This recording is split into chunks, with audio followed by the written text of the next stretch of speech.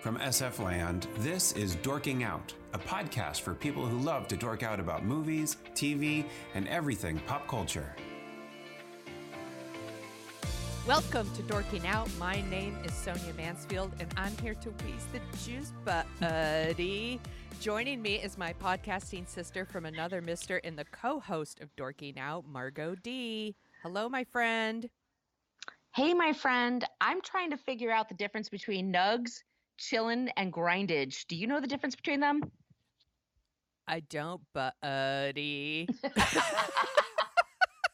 That's my Pauly Shore impression. Thank you very much, everybody. I've been practicing. We are celebrating 90s in November. Last week we did Disclosure. This week we are dorking out about 1992's Encino Man, starring Brendan Fraser, Sean Astin. This is post-Goonies, pre-Lord of the Rings Sean Astin, Pauly Shore, and Megan Ward, Michael DeLuise, one of the DeLuises, Robin Tunney from The Craft, and in a very small role, Rose McGowan as one of the students. Did you see Encino Man in the theater? I don't think I did. And I don't know why. I think I was at a time in my life where Pauly Shore really annoyed me. So you were totally normal. I was normal. He used to host an MTV comedy show. Do you remember that? And yeah, they used to have comedy on MTV. Yeah, for people who don't know, back in the day, MTV used to play music videos, and music videos are like songs, but with pictures. And Pauly Shore was one of their hosts, and he was very popular. And then he kind of got all these different other like kind of spin-off shows on MTV. So it was like Totally Pauly, and like the one where he like hosts like comedians and things like that. And he was a very big deal on MTV. And this was I think this was his first movie, right? Or his first like co-starring role. Probably. It was a big deal. It was a big deal. Yeah, it was a big deal. It was a big part for him. Yeah, his mother was Mitzi Shore, who had, I think it's the Comedy Store that she ran. That sounds in right LA. To me. Yeah. Yeah. So he kind of grew up in the comedy business, and then his whole thing was his early 90s was to act like a 60s stoner. So weird. It was such a weird combination of things. He wore bell bottoms. Nobody wore bell bottoms. He had, the frizzy hair, and he had his weird way of talking. And it was a thing. It was shtick. That was his shtick. Yeah, he was like a Bobcat Goldthwait type in that he was kind of always that character. Right. Yeah, and this movie really leans into that, and we'll get into that for sure. I definitely saw this movie in the theater, and I remember liking it at the time. But Pauly Shore was not. I wasn't like, ooh, yay, the new Pauly Shore movie. Like, it's really because I saw everything back in the day. This probably even played at my movie theater. But I remember my reaction at the time was really all about Brendan Fraser. Like, I thought he was so cute. He's adorable. Everybody drink. Everybody drink. I'm going to drink right now. Yeah, he is so cute in this movie. He's beautiful. He looks great. And he's so funny. And he doesn't have a lot of lines. We'll get into why. Yeah. A lot of it is him just reacting to what's going on around him. But he's good. Yeah. He's very funny, and he really goes for it. He looks like he's having the best time in this movie. Yeah. Like, he's having so much fun. And Brendan Fraser was such a big star in the 90s. He did this movie, and then a couple months later, School Ties came out. And by the way, like, every actor that you love was probably in School Ties. Like, everybody was in School Ties. And then, and then he did like The Mummy and its sequel and Blast from the Past and all. He was the shit. He was like a huge star. Right. And then now not so much, which is a bummer because he's really great. He's amazing. And he was on an FX series, which is all about, good God damn it. It's a rich kid. I'm trying to think of the name. It's a very famous last name. Not Rockefeller. Is it Rockefeller? Is he? I think it is. No. I think it's the Rockefeller kids. Maybe. There's one here the Gettys. The Gettys. Sorry. The Getty family. It was called Trust. So what happened is, and it was Balthasar Getty. That's his name. He's an actor. His father was the grandson of Getty, who was an oil baron, and he was kidnapped in Italy. And it was famous because his grandfather said, "Screw you, I'm not paying a penny because I have like 10 grandkids. If you steal one of them, you're just going to rip me off for all of them." He was kind of an asshole. Sounds like it. He sounds like a real creep. And basically they thought it was fake at first, that he was faking it. And then the kidnappers sliced his ear off and sent it to the press. And then people got serious, and then they found this kid. And the guy wound up having multiple problems with drugs and alcohol and PTSD. And of course he would. Yeah. Who wouldn't after going through something like that? Anyway, Brendan Fraser was in the TV series, and he played a guy who was sort of like the middleman between Getty and the kidnappers. And he was great. Yeah. And at the time he gave an interview, and they said basically, "Dude, what happened? Like, you were transitioning into more powerful roles, more dramas and stuff like that." And he was sexually assaulted at a press event at Cannes and was going through a divorce at the same time. That's right. It was like the president of the Hollywood Foreign Press. Right. That's right. Okay. I remember this. So he kind of, and so it kind of, all of it sort of shook him up. And I think he had an illness as well. Mm-hmm. And so it just didn't work for a few years. And now he's just kind of picking and choosing his projects as he sees fit. Yeah. Which is, it's very brave of him to admit all this stuff, because guys don't normally talk about it. Yeah. But Terry Crews, Terry Crews, yes, he's on Brooklyn Nine-Nine.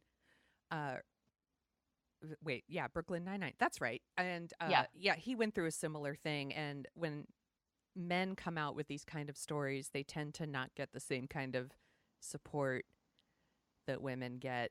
At the same time, they don't get the shit that women get either, necessarily. It's a little bizarre. I mean, if they're young kids and they say it, then the people believe them. Mm-hmm. Young boys say they're molested, people believe them. Young girls, like Dylan Farrow or whatever.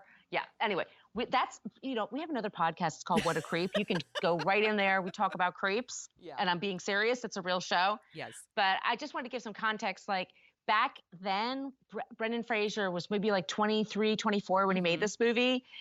He's just 6'3" and just all handsome and charisma and sweetness. Like, whenever he did interviews, he seemed so nice and humble and normal. Yeah. And he's so sweet in the movie too. Yeah. That was actually one of the things I had forgotten about this movie.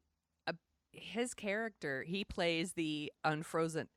In case you guys don't know, Sean Astin and Pauly Shore are dudes in their 20s, but they're playing high school students who find a frozen caveman in Sean Astin's character's backyard. There's a reason why they find it, and I'm going to get into that in a second. Anyway, they unfreeze him. He turns out to be alive, and then, of course, they just bring him to school with them, and hilarity ensues. I feel like we should kind of start at the beginning. Yes, please. But I do want to say, just Brendan Fraser is really, really sweet in this, and I actually thought Pauly Shore's character is actually really sweet in this movie too. You know what? He's annoying, but he's sweet. His heart is in the right place. Yes. He's ethical, and his heart is in the right place. Sean Astin is a prick.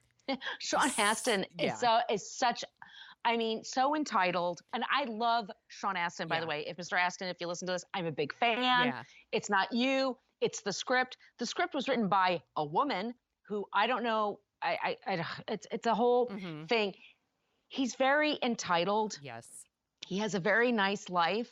He has 2 understanding parents. He has a nice house. He goes to a school where he has a crush on a girl, and maybe they had something going on in junior high. Right. But now she has the nerve to date and want to be with other people.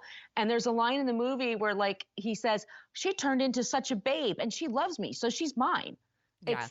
It's gross. It's so gross. It really upset me. It actually really bothers me that his thing was, Stoney, that's Pauly Shore's character, says to him, like, you had your shot with her back in the day and you didn't take it. And then Sean Astin's character says she wasn't hot that back then. And I'm like, right. Then you're an asshole. You're an asshole. He doesn't deserve her. So there's a huge flaw in this movie. And unfortunately, it's Sean Astin. His character is a fucking bummer and a whiner. And they have this very unnecessary villain, quote unquote villain, which is the girl of his dreams has a boyfriend, and it's Michael DeLuise, and he's supposedly the villain of the piece. And I'm like, we didn't even need that.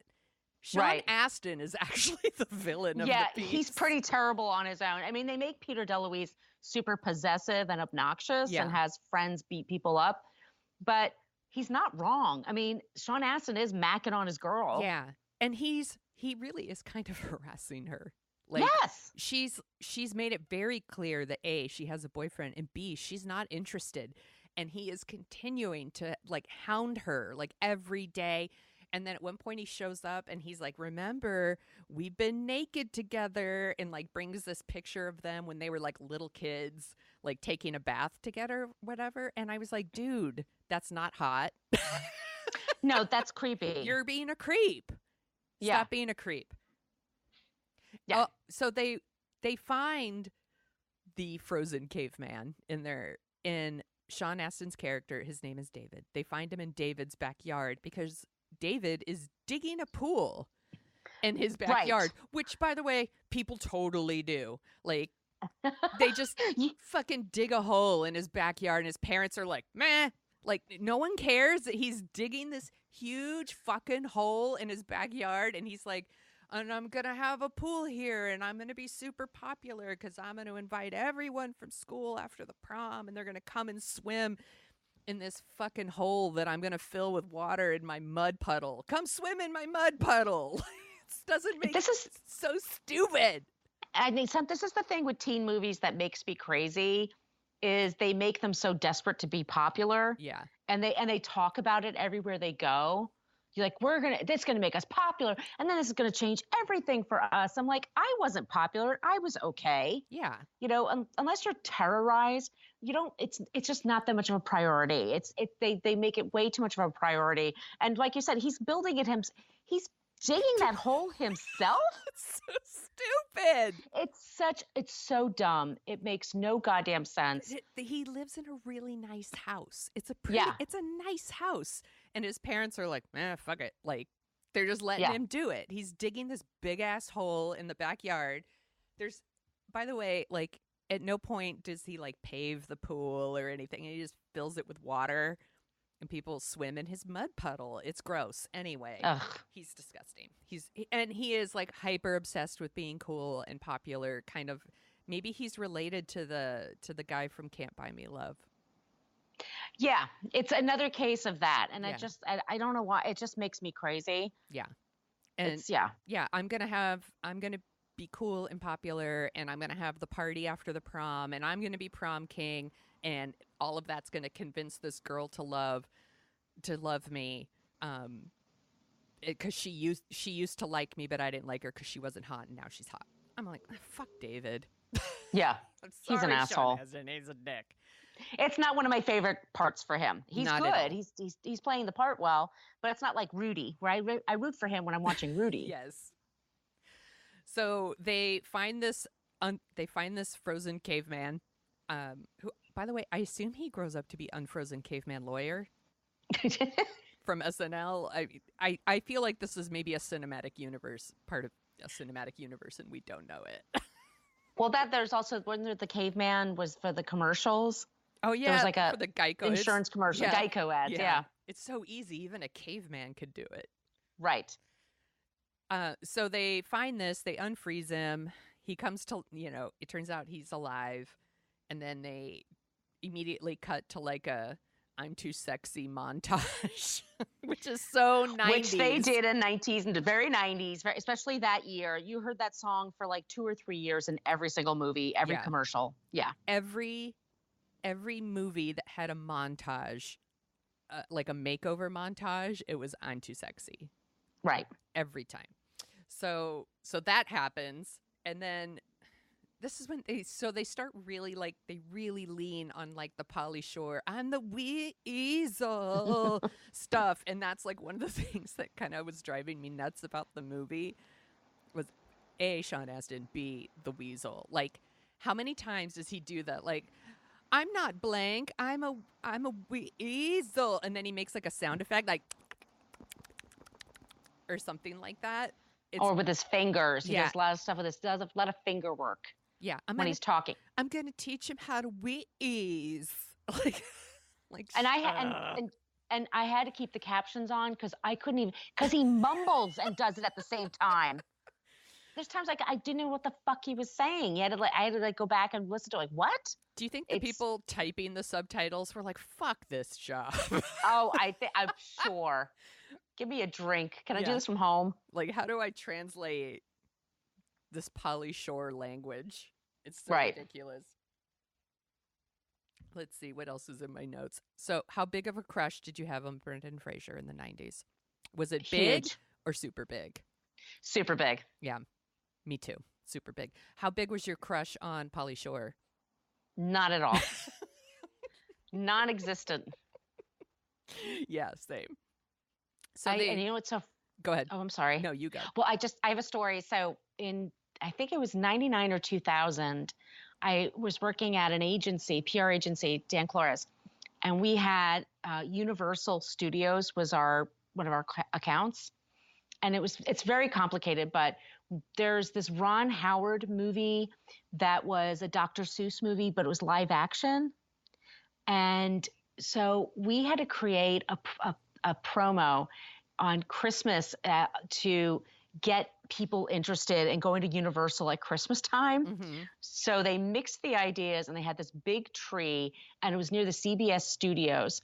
And we paid all these kids from NYU to sit in a tree in the freezing cold for hours to win a vacation. And the only celebrity we could get is somebody pulled strings. And Pauly Shore was the person that could be our famous person to be our spokesperson because we couldn't get anybody from the movie, Ron Howard, nobody. And we couldn't get him anything because he had such a bad reputation at that point.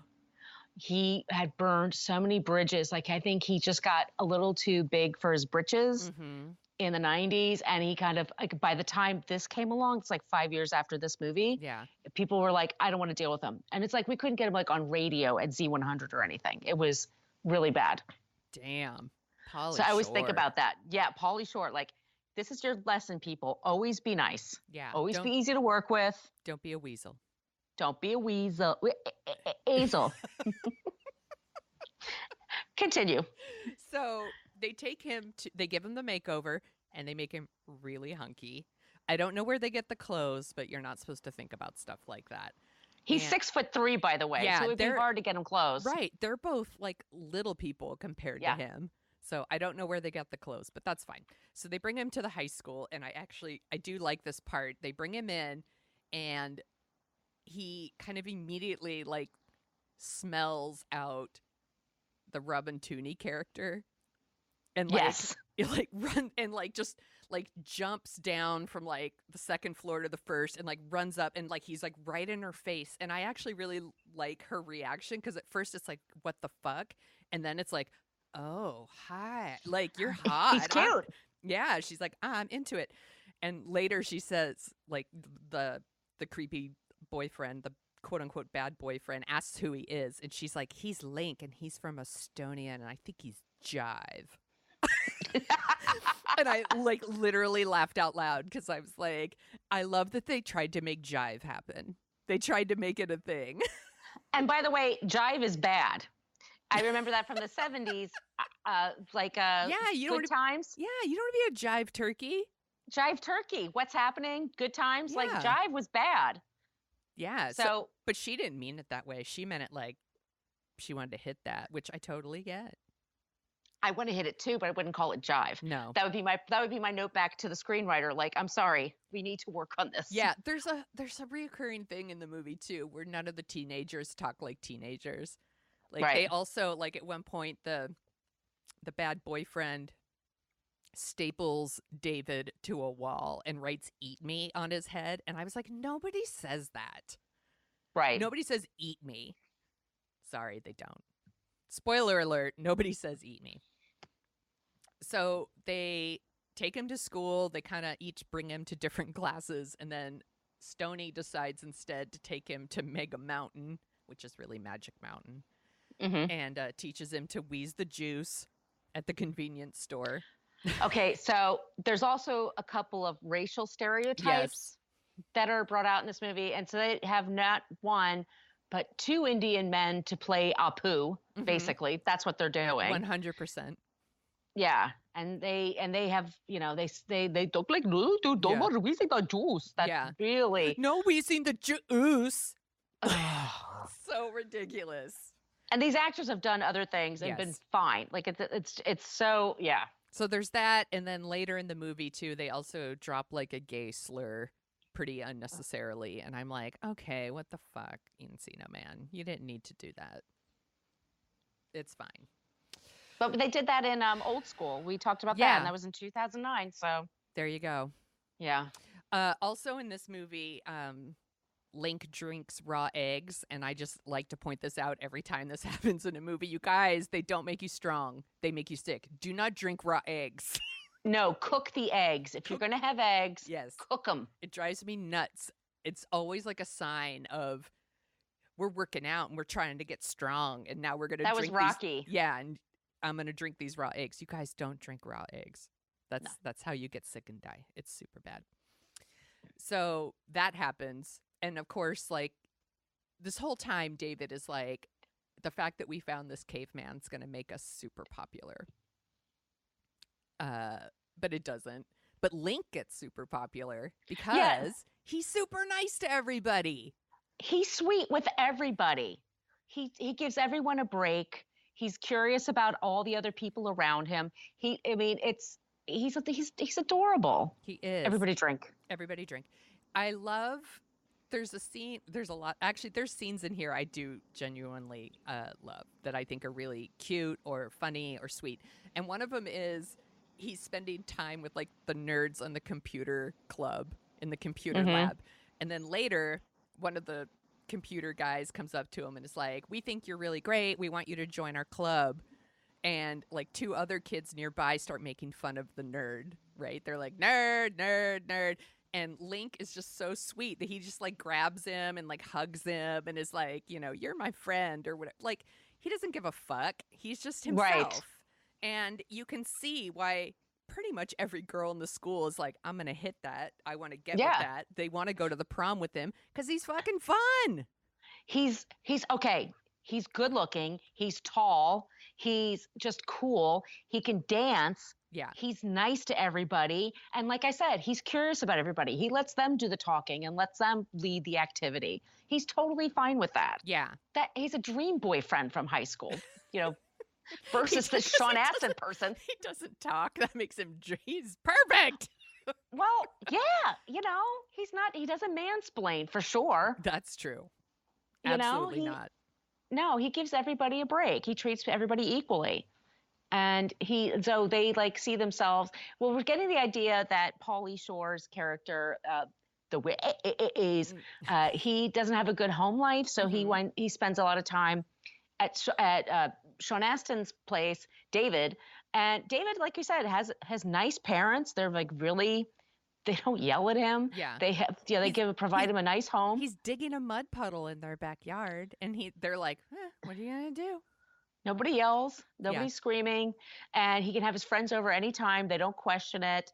And they said they say that Brendan Fraser's from Estonia.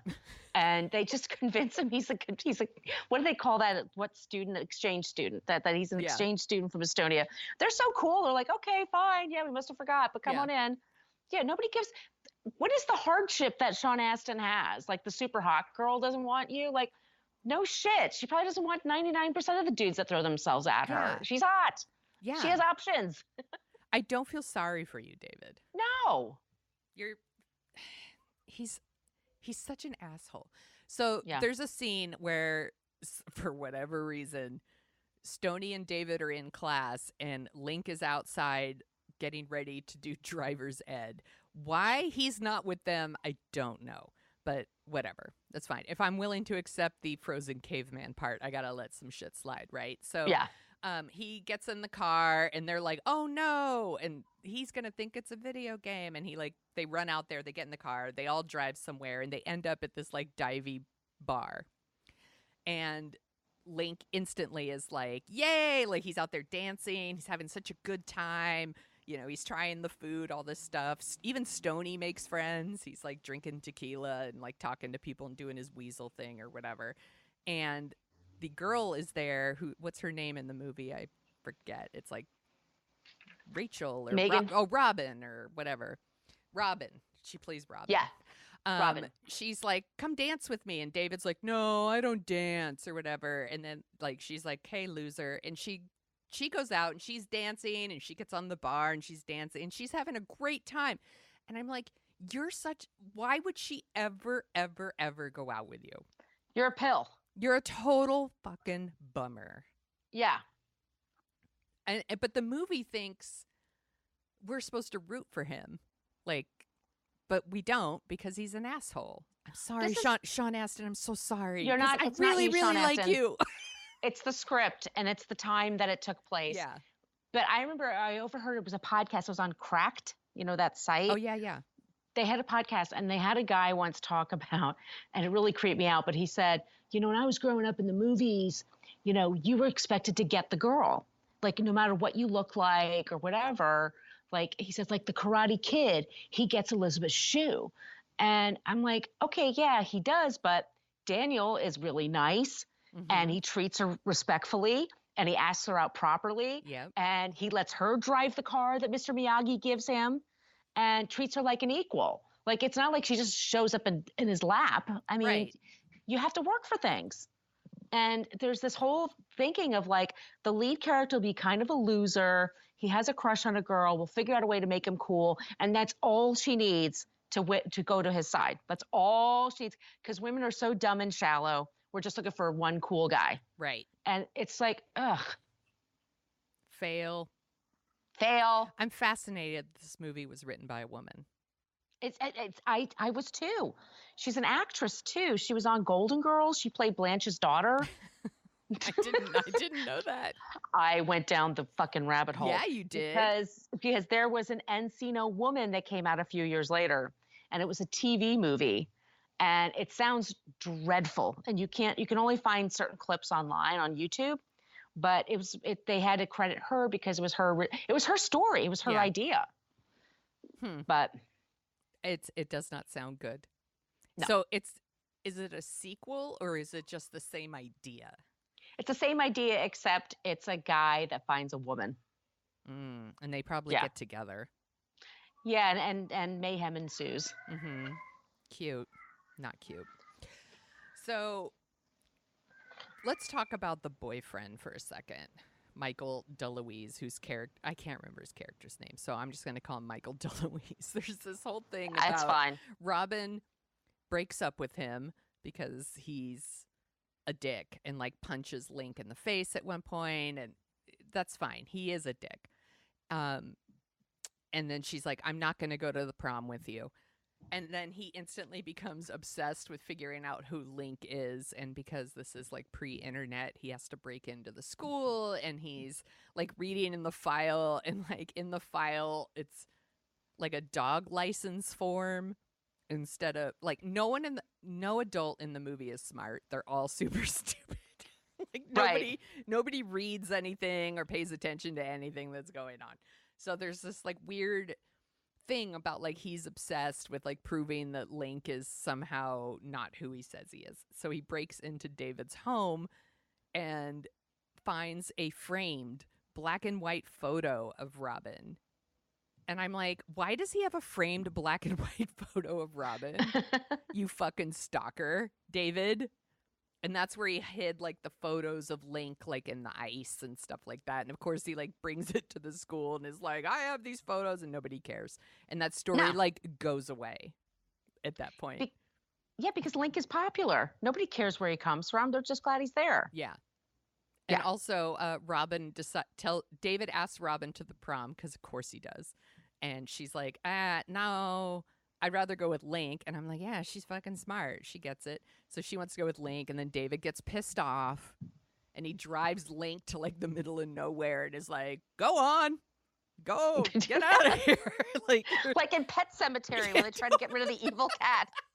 He just drops him off somewhere with like, you know, a skateboard and like a bindle on a stick. Like, there you go. Here's all these quarters. It's so stupid and shitty. And of course, Stoney shows up and is like, what the fuck? What's wrong with you? As he should. Stoney actually, as he should. And Stoney actually says the right words like, hey, that's not how you treat friends. You know, you don't just use people. You have to be there for people when they need you, and don't be a dick. And that's the only time. That's how he comes around. It's Pauly Shore, Stoney, saving the day. Yeah, Stoney's actually like we said at the beginning. Stoney's really sweet.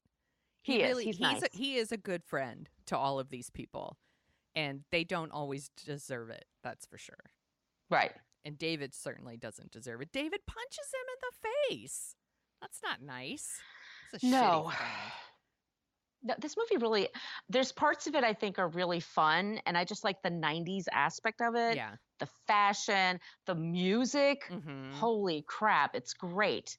But yeah, Dave is sort of like this leftover from the 80s of just entitled male dorks that I just can't in this age, and at the age I'm at, you know, physically and just mentally and just like what I've been through in my life, I can't watch another character like this. I'm just like, no. Yeah, you're exactly right. He's a leftover. He is. You're right.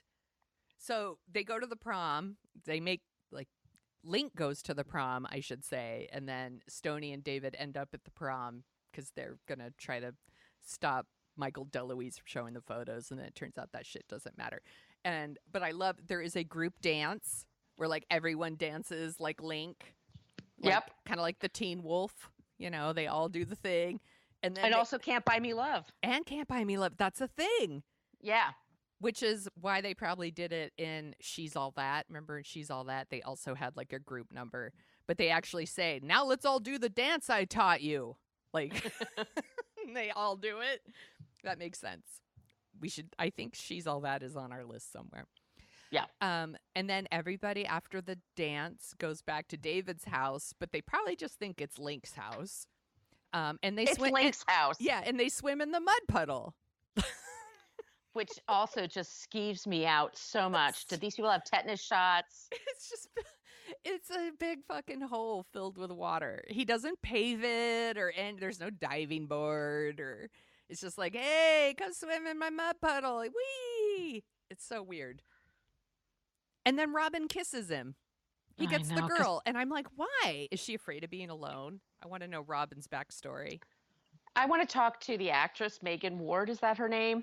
Yeah. If she's on Twitter, if she listens to this, like, do you agree with this? Or do you agree with us that, you know, she should have been with Link? Or nobody. Yeah. You know? Yeah. Yeah. Or Stoney. No. No, nobody's with Stoney. I think Stoney's asexual. Yeah. Is there anything more 90s than Pauly Shore in this movie?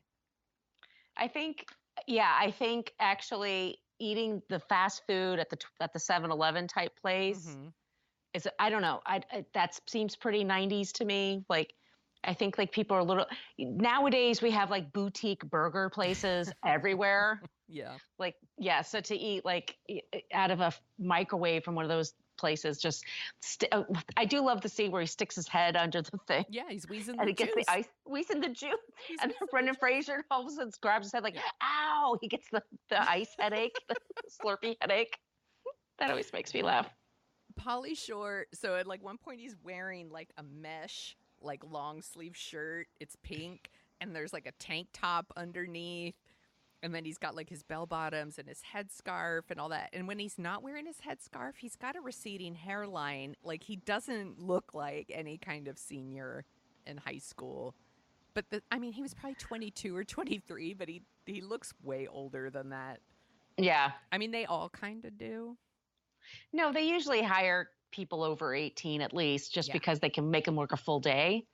Yeah. If you have and also real teenagers sometimes aren't very good actors. They need a couple of years of training, because like I always say the example is the Carrie movies. Yeah. The first Carrie movie in the 70s, everyone's in their mid-20s for sure, but they're really good. And it's like Grease, like you go along with it. But then years later, they made one with just teenagers in the parts. Yeah. And it was like, ooh, just the level is not there. Grease is like the biggest offender ever because Stockard Channing was in her 30s. But I don't care. But she's so good. You like her. Yeah. So you're like, fuck it. I don't care. They're singing. It's a musical. Who cares? Exactly. Exactly. They're all in their 20s. Who cares? Yeah. Oh, gosh. What else should we say about Encino Man? Did you like rewatching it? I did like rewatching it. You know what? I found my crush on Brendan Fraser just kind of bloomed in my heart once again. Yeah. And so I started looking up other movies he's done, and he's done quite a bit of stuff. I mean, I want him to work more. Yeah. He was really good in that show, that Getty show I was talking about. It was an FX series. I wish I could remember the name of it, because it's probably on Amazon or something. It's called Trust. Trust. Thank you. There were two competing movies. There was a movie and then there was a TV series that were about the same topic. So anyway, Trust. If you guys get a chance, check that out. It's nice to see Rose McGowan. How cute was she? Oh my gosh, she's so cute. She's so adorable. Cute. It's adorable. Everybody drink. It's a pretty small part. She just shows up kind of in background going, who is that? Or, oh no. Or she's got some charisma. There's something about her that sticks out. So. Yeah, and I think this was 92, Scream was 96. Yeah. I think she did probably a couple other movies similar to this before Scream. Scream's where I really remember her. Yeah, coming same out. here. Yeah. But she's really, really cute. And Robin Tunney. She's great. She's as so Ella. Great. Yeah, she's great. We just did the Craft a couple weeks ago, and she's good in the Craft. It's not, she has to wear a bad wig throughout, but that's not her fault. Right. But she doesn't get to have any fun in that movie. It was cool to see her like doing something fun, and I really liked her in that part. I actually would have liked if we got a little bit more. They could cut Sean Astin. And give her more to do. Yeah. Yeah. No, sorry, Sean Astin. I'm so sorry. We love you, Sean Astin. Rudy is one of my favorite movies of all time. I loved you in The Goonies. And The Goonies, yes. Lord of the Rings movies. Mm-hmm. Yeah. Stranger Things. I just didn't love you in this. It's not your fault. It's your character. It's not you. Yeah. Even the marketers knew, because you go and you look at the movie posters and it's all just Brendan Fraser and Pauly Shore. Yeah, that's going to get the girls to the theater. Yeah. And I'm pretty sure that, well, I bet younger girls were probably like Pauly Shore. We were probably too old. We were like, nah. But he's annoying. He was annoying to us, but younger girls, sure. Yeah. And critics hated this movie, by the way. They hated it. It's got problems. It's, they're not wrong. I think it's fun. It's a fun movie. I didn't hate watch it. I mean, I totally was okay with it, but oh no, I didn't hate it at all. I had a good time watching it, mainly because I loved Brendan Fraser so much in it. He's having so much fun, and it's really infectious, and he's so cute. So he's adorable. Everybody drink. Everybody drink. He's great. I think, and it's the 90s music and all the fashions and the hair and all of it. I just loved it. I thought that was really fun. It's just this. It's the problem. It's the script. Yeah. There's certain plot points that could have been figured out better. Yeah, I'm enjoying our 90s in November. I like having themes. It's fun. It is fun. I'm going through my list to make sure we touched on everything. Digging a swimming pool with a mud puddle, yes. Unfrozen caveman lawyer, yes. Don't drink raw eggs. Okay, I think I got it. Do you want to hear about other movies from 1992? Yes, I do. Okay, we've done a couple 92 movies, so I didn't do any top 10. I just kind of picked out some random stuff. So we got Stop or My Mom Will Shoot. Oh, God. That's a terrible movie. So bad. The Lawnmower Man. That's bad. Poison Ivy.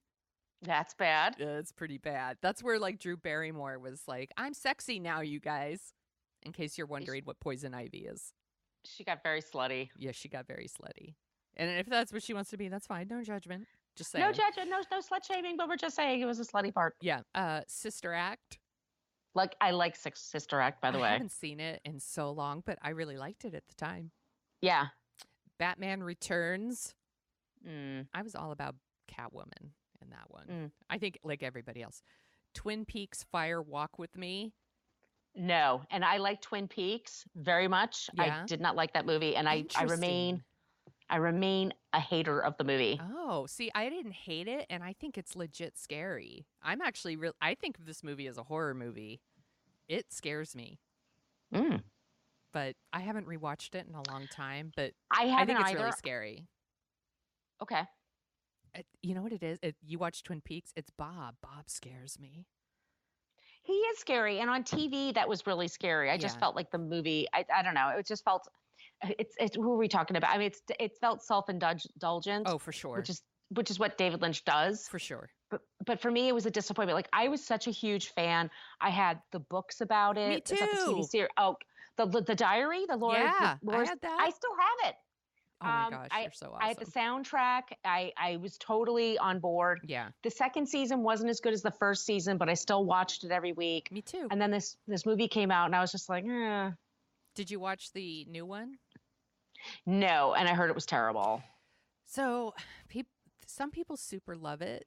And there's like episodes where I was like, oh, that's nice, or I like that part or something. But in general, I was like, oh, I don't think this was for me. Which is fine. Not everything's for me. And there's definitely some stuff where I was like, that's some indulgent shit. But if other people are into it, enjoy. It just wasn't for me. Speaking of things that are for me, Under Siege. Oh, yeah, that's a good movie. Steven Seagal and Tommy Lee Jones. That played at my theater. Reservoir Dogs. Yep. And I think this movie's really cute. Love Potion Number 9. I think that movie's adorable. Everybody it's drink. Sandra Bullock. Everybody drink. Sandra Bullock and Tate Donovan. Tate Donovan. Sorry, he's in the Rocket Man movie. Oh, is he? That I'm talking about. Yeah. He plays the LA Troubadour manager. Oh, have you seen the movie yet? No. It's good. Yeah. It's really good. I want to see it. I think Love Potion Number 9 is really cute. It's like right before, because I think 2 years later she does Speed and she becomes really huge. So this is like pre-superstar Sandra Bullock, and she's really, really cute. And I think they were dating at the time too, so they have this like really sweet chemistry. It's a really cute movie.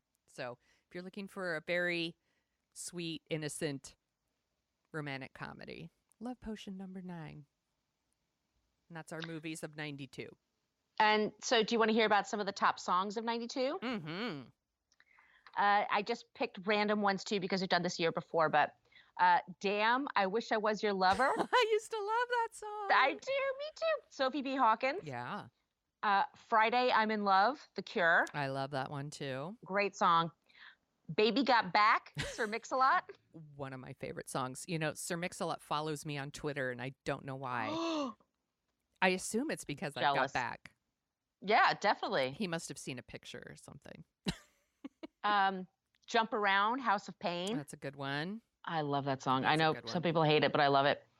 I Will Always Love You, Whitney Houston. Oh my God, that song. You couldn't get away from it. No. Listen to our Bodyguard episode. It's a good one. Yep. No Scrubs, TLC. I love that song too. Oh man, 92 is good. It's an awesome year. And then Constant Craving, Katie Lang. I love that one. Oh my God. All of these songs are awesome. They're awesome. We need to start making like Dorking Out playlists or something. Are you on Spotify? No, but I can be. I am. I'm on Spotify. Maybe we could figure out a way to make a channel. We should. A Dorking Out channel. Dorking Out. We'll make it different years. Yeah. Oh my God, you're so smart. You come up with such great ideas. Aw. You're so You smart. Implement them. You're really smart about stuff like that. I'm a really good worker bee. Yeah. No, you're awesome. Trust me. You're the yeah. I have a problem with my website. I ignore it for a year, and you're just like, can I just noodle around here for a minute? And like a couple hours later, it's perfect. I'm like, oh my God. Oh, you're so sweet. So what else are you dorking out about? I just found this last night. Thursday nights, there's no Real Housewives anything, which is crazy because there's 4 of them right now in production and on TV, but there was nothing. So Thursday nights, I have to go to bed early. So I was tooling around Netflix, and Queer Eye for the Straight Guy puts out a bunch of episodes with the guys in Tokyo. I saw that, but I haven't watched it yet. Do I you watched like the it? first. I loved it. Okay. It was I watched the first 2 episodes.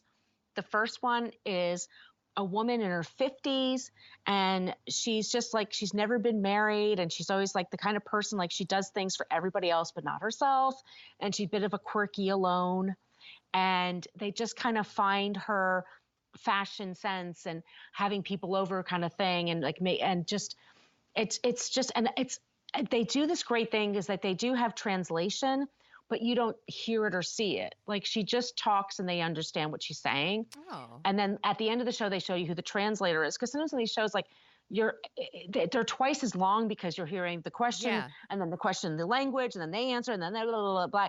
They just eliminate that. Like they just figure you're going to figure it out as you go. And you do. And it totally makes me want to go to Tokyo so goddamn bad. Yeah, it's definitely on my list of places I want to go. It's on my bucket list of places, and I love the Queer Eye guys. I just find, I know we've talked about before. We tease the one that can't cook, and the one guy that does all the work, versus everybody else. But it's great. It's just they love each other and they're good friends. And Japanese people are so lovely, and I just want to. It's so anyway. That I just saw the first 2 episodes last night, but I really super love them. So if you have Netflix, check it out. I definitely will. I love that show, and I love how sweet they are to people, and it's just kind of like the Great British Baking Show. It's just like good people being good to each other. It's just empathy everywhere. Yeah. Which reminds me, the Great British Baking Show finished their most recent season, and then today I saw it on Netflix, so it'll be out. Well, it'll be up right now. If you go check right now, they're doing their holiday episode. And those are really fun. I watched the one they did last year. They bring back like people who didn't win, and they do a couple of challenges and then declare a quote unquote winner. I don't know if they actually win anything.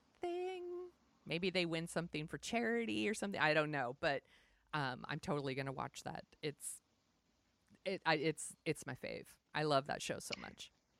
It's such a good show. It's so funny because my friend pointed this out to me. She's Canadian. She says, in America, when you win things, you like win big things on shows. Yeah. Like a lot of money and big trips. She goes, around the world, it's not like that at all. It's like they win bragging rights. Yeah. They go like a washer dryer or something like that. Like useful, like it's something you could use, but like she goes, I was always shocked when she said when I came to America and like the gifts that we give away on the shows, we don't even think about it. Like, here's a car, and you're getting a trip, and you're getting a this and a that. Yeah, $1 million. Stuff like that. This does not happen. Yeah. I'm like, what is even the prize on Great British Baking Show? You win a like cake plate, and you do, and it I think you get a book deal. Oh, I don't even. They never talk about it. No, they don't. They must. But it's the CB. Is it the BBC? Because that's it's publicly funded, so they might have some rules about that. Oh, that makes sense. I just feel like they become, Netflix and UK famous, and that would be good enough for me. Totally. I would totally be into that. My friend has Kim Joy's cookbook. Kim Joy was runner-up last season, and she says it's amazing. Oh. She says it's beautiful to look at. The cakes and cupcakes, cookies, they're all super cute. She was like really into like design, and it's really sweet. I should get it. Yeah, I should. It's kind of stupid I haven't bought it. It's funny you mentioned Netflix because I am also got something I'm dorking out about that's on Netflix, and it's BoJack Horseman, which I know everybody already knows and loves, but I'm like super late to the party, and my husband and I are trying to like get through it because it's kicked off its last season like a couple weeks ago, and then I think they're taking a break, and then the season will finish like in the new year, and we're so close like to like finishing the old season so that we could start the new season. But I'm kind of fascinated by this show that I ignored for years because I was like, oh, the show with the talking horse or whatever, pass. And then we started watching it, and this show deals with serious shit. Yeah, it's a lot about depression. Yeah, like depression and anxiety and like shitty relationships, and it's so weird. It is, but it's super funny. Yeah. And you get totally invested in these characters, but it is dark. Dark. You can't binge it, I don't think. I think you need a break. I think you watch 1 or 2 episodes and then take a break and watch something like British Baking Show or something. We can only watch. That's why it's taking us so long. We can only get through 2. Yeah, that's time.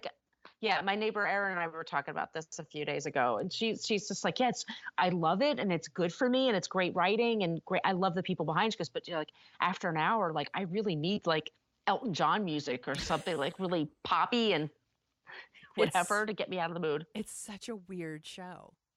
And I told my husband this last night. We were watching an episode, and I was like, I love Paul F. Tompkins in this show. Yes. He is Mr. Peanut Butter, and he is so fucking funny. Like, he is so funny on this show. Just everything he says makes me laugh. It's like my favorite thing right now. You and I talk about it when we talked about What a Creep.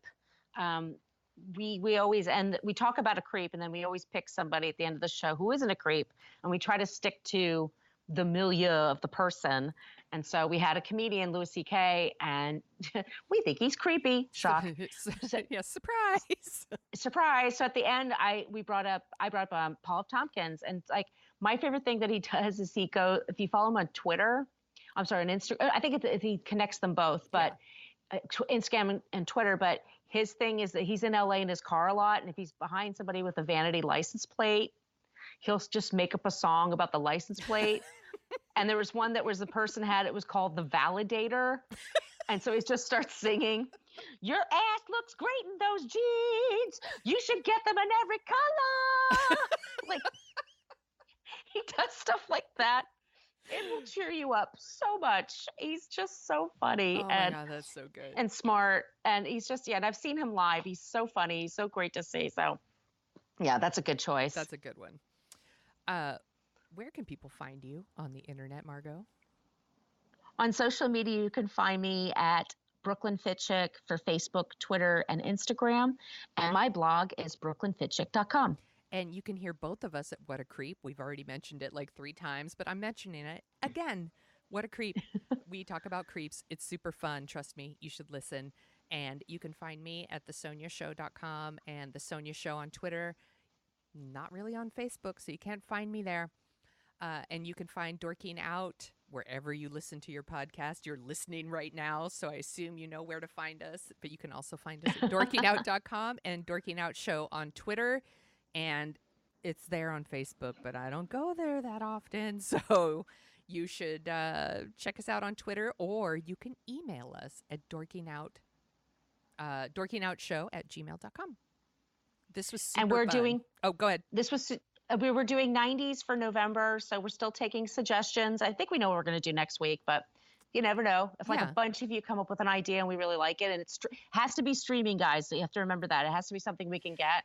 Yeah. But also holiday movies are coming up. So yeah, if you've got a favorite holiday movie you want us to talk about, you got a 90s movie you want us to talk about, or just any movie, because we don't always have themes, or we'll make up a theme and tie it to that. We'll make it happen.